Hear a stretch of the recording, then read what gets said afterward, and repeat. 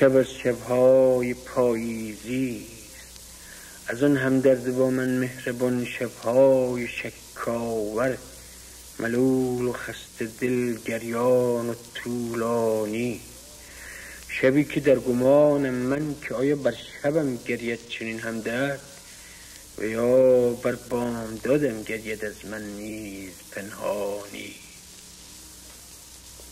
و اینک خیره در من مهربان بینم که دست سرد و خیسش را چو بالشتی سیه زیر سرم بالین سوداها گذارد شب. من این میگویم و دنباله دارد شب. خموش و مهربان با من به کردار پرستاری سیه پوشیده پیشا پیش دل برکنده از بیمار نشسته در کنارم اشک بارد شب. من این میگویم و دنباله دارد شب.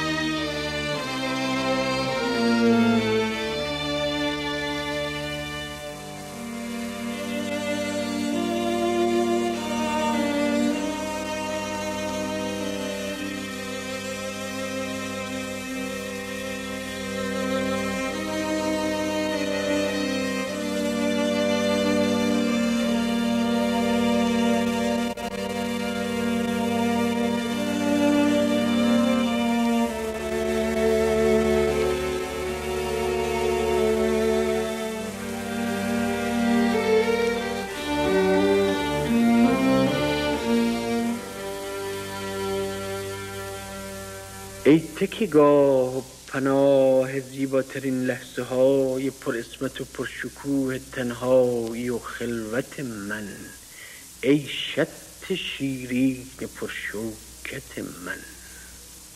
ای با تو من گشته بسیار در کوچه های بزرگ نجابت، در کوچه های فرو بسته استجابت، در کوچه های سرور و غم راستینی که من بود، در کوچه باغ گل ساکت ناز هایت، در کوچه باغ گل سرخ شرمم، در کوچه های نوازش، در کوچه های نوازش، در کوچه های چه شبهای بسیار تا ساحل سیمگون سحرگاه رفتن، در کوچه های مه‌آلود بس گفتگوها بی هیچ از لذت خواب گفتن، در کوچه های نجیب غزلها که چشم تو میخواند، گهگاه اگر از سخن باز میماند افسون پاک منش